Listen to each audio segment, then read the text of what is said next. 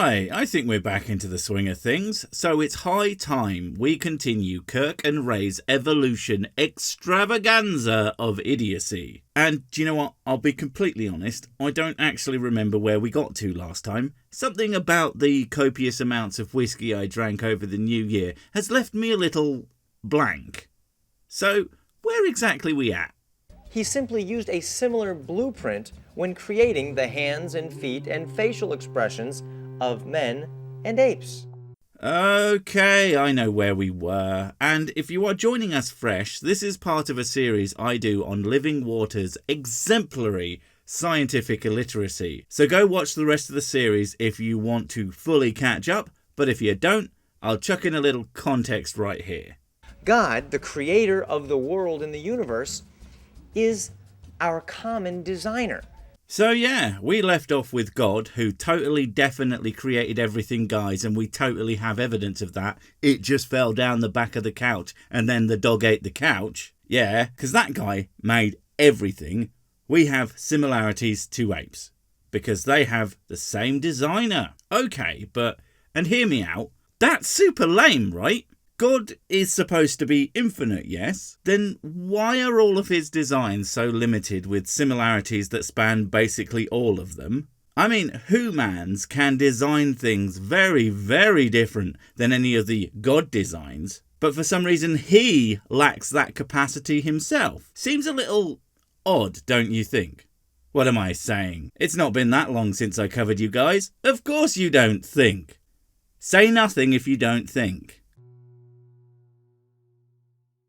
I knew it! Someone owes me a bottle of whiskey. I think it might be me. Despite the fact that there is no evidence when it comes to the theory of evolution, we're continually told... You stop right there, bucko. That is so far from the reality of the situation. I can only assume that you live inside a giant crab named Kevin who scuttles around avoiding all evidence for the theory of evolution so that his precious Ray doesn't have his head explode from, well, having any actual information whatsoever enter it and have it overload. That's the only possible explanation other than you being a liar. Oh right, we already know you're a liar. How could you do it? How could you do that to Kevin? He loved you and was delicious. That primates are our relatives. Well, related to humans. They aren't your actual relatives, no matter how much your looks and behaviour resembles theirs. And to act like relative as in human families is what they actually means would make you look incredibly stupid. You're not going to do that, are you? So we decided we'd have a little fun and call a number of airlines and ask if we could have a relative fly on the plane with us. Oh, really? That is such a bad... I don't even want to call it a joke, because it's only a joke if you're so scientifically illiterate that you would find it funny. In fact, the only real humour that can be sought from such an act is that the person doing it is such a colossal idiot that they think they are making fun of everyone else whilst being the butt of their own joke, on accident. So cool, let's watch. I love it when these guys do my job for me.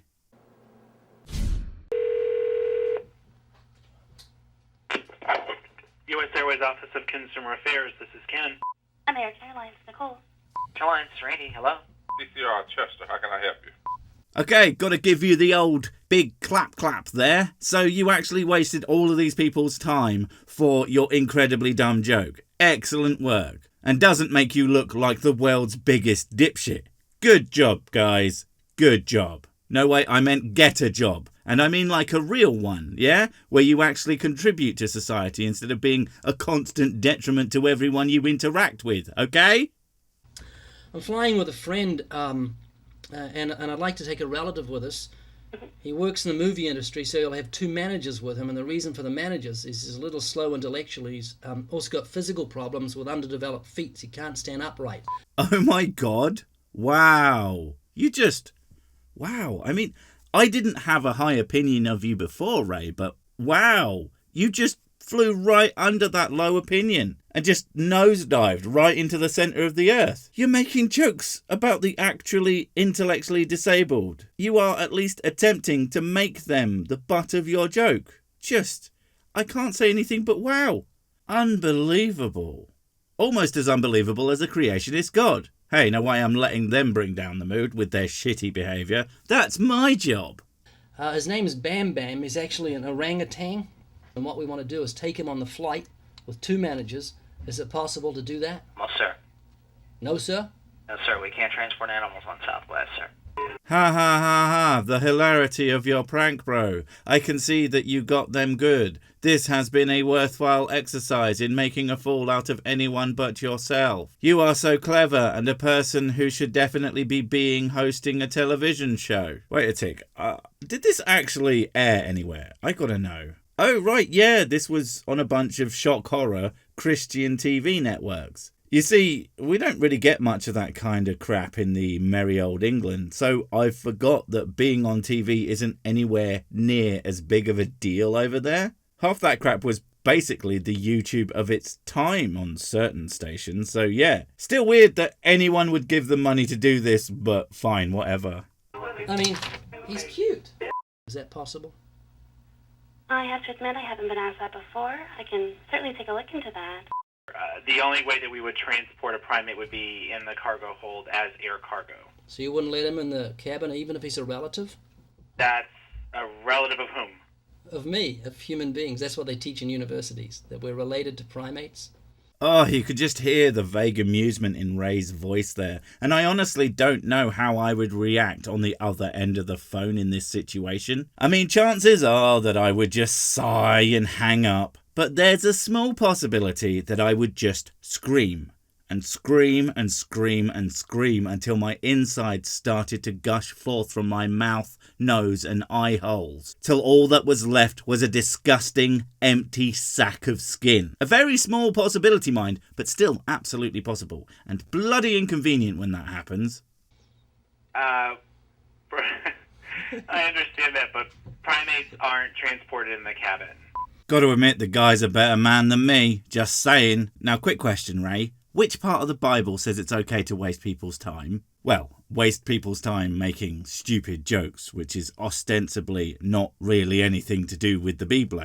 I mean, I don't know about you, but from my perspective, your God doesn't seem to have much of a sense of humour. Didn't he send bears to kill children for making fun of a bald guy or something? So I don't think he would find much to laugh about with you literally wasting time and money on a joke that isn't even a real joke and is just you being stupid. I would send super bears after you if I were God. Well, you're God. I am sick God of whiskey and super bears. Is that possible? No, sir, it's not. Do you think we came from apes? Oh, sir, I wouldn't be able to get into that. That's not something that I can discuss in a work capacity, sir. Do you believe we come from apes? What are you trying to prove? Seriously, all that you have proven thus far is that you don't know what boundaries are? I am just cringing myself inside out from this whole interaction. It's just so bad. God damn it, Ray. If I just say evolution is fake, will you please just stop this utter travesty? Sir, do you mind holding for just a second, please? You're not sure? 1 moment, sir. Thank you. He's saying I've got a weirdo on the phone.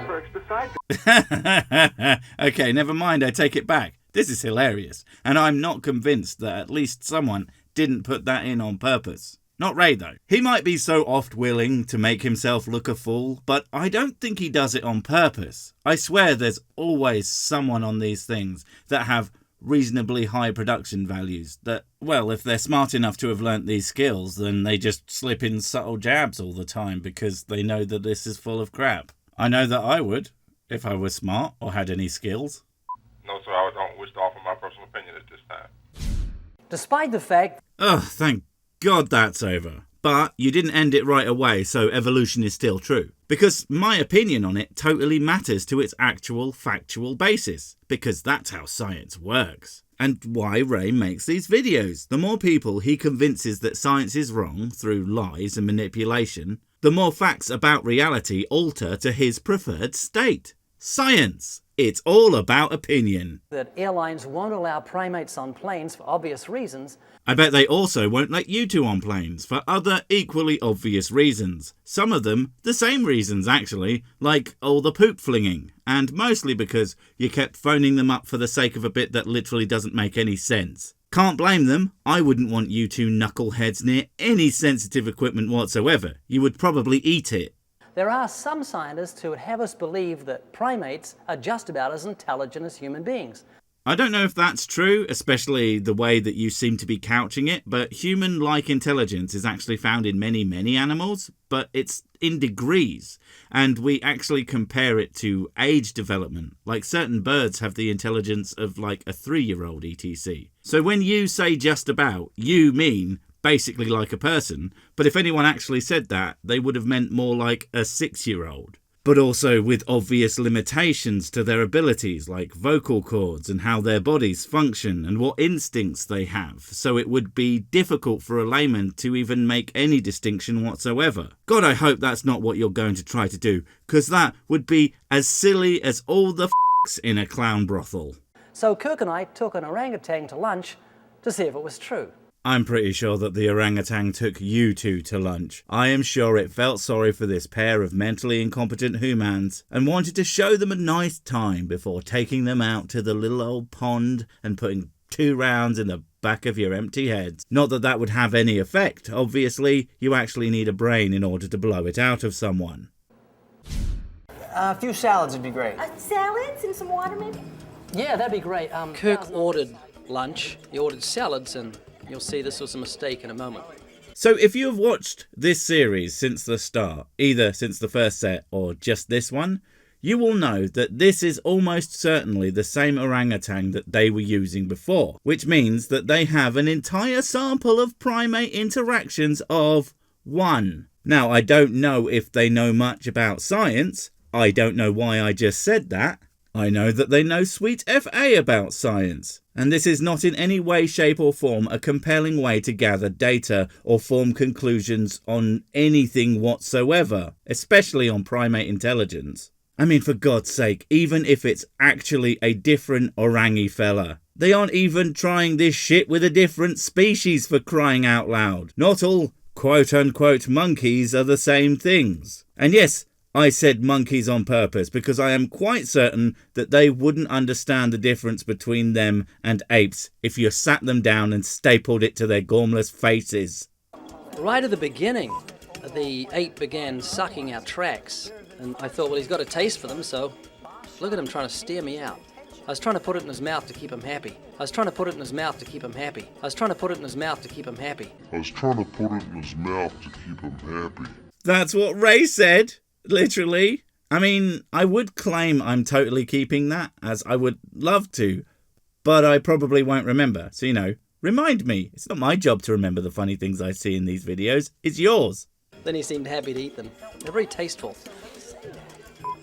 Here comes the salad. In came the lunch. Now, you notice they're salads, but I said to bring a plain salad for the orangutan and to put cheese and tomato on ours. And that caused Bam Bam to break the 10th commandment. He began to covet our lunch because ours is obviously better than his. Well, so far, all you've proven is that you are a pervert, you aren't smart enough to get an orangutan a meal it would like, and it's smarter than you because they don't give a single solitary poop about the 10 Commandments. But to be fair, you are right. Being smarter than you two is absolutely no indication of adult human-like intelligence, so I'll give you that one. Well done. So I decided I'd give him my lunch. I sacrificed my lunch for this scene. And you can see he's quite happy with it. He's eating the cheese, he's eating the tomato. Sacrificed is a bit of a grandiose word for giving food to a creature that you knew would want it. Not exactly the great noble gesture a sacrifice would entail, and I genuinely can't tell if you're just being facetious or you are trying to play the such a great guy to your audience. But, well, it's just really weird. It's good, healthy food. Look at that. He's eating using a fork. Then he decided to go for Kirk's lunch. All etiquette was out the door. He just grabbed it from his plate and began stuffing his mouth like some beast, untrained. For the life of me, I cannot figure out what your point is actually supposed to be. I mean, you said it yourself. The animal is untrained. You could literally train the fella to act way more human-like, but that wouldn't change its level of intelligence. And the fact that no one bothered to teach them etiquette, because why the hell would they? Can't imagine there's many high society dinners at the zoo or wherever you got this poor mite from. And not to bang on the "you two are morons" drum too much for one episode, if that's even possible, but you two are apparently au fait with table manners and are probably two of the dumbest motherfuckers on the face of the goddamn planet. So again, for the second time, in a completely different segment, what the hell are you actually trying to prove? Because if it's evolution wrong, you really are doing a piss poor job. Now, it was around this point in time I thought to myself, this is not working. This is becoming a bit of a nightmare. I was actually impressed he was using a fork until he lifted it up like that. I thought I was going to get stabbed. Do it. So we decided we'd move all the food, the forks, the books, the tracks off the table and just have a plain tablecloth. He couldn't get up to mischief with a plain tablecloth, but look at what he does. Dude, I don't know if you realise it, but all you are saying right here is that you can't outsmart an ape. Seriously, does any one of your fans find this compelling? I guess they probably do, because I assume they would also be outsmarted by an animal looking for food too. He puts his hand under the tablecloth and then pulls it back like a tent. That's not how tents work, Ray. First you get into bed, and then you have a nice sleep, and then you wake up, and I'm thinking of a completely different kind of tent, never mind. It was really like having lunch with Dennis the Menace on steroids. At this point in time, he decides he'll suck on the tablecloth. So we decided we'd finish the scene, and look, he's still sucking on the tablecloth. My dream turned into a nightmare. Your dream of making an incredibly stupid point about a topic that you clearly don't understand, whilst quite frankly embarrassing that poor critter, by forcing them to be associated with you, two absolute buffoons forever. He will never live that down. He will always be the guy that didn't give Ray a long-deserved forking when he had the chance. A terrible tragedy, I think you will all agree. And honestly, I think that to make up for it, Ray is just going to have to go fork himself. Wait, before you go, I have something super important to tell you. It's life or death. It will change everything forever. Nope, wait, it's gone.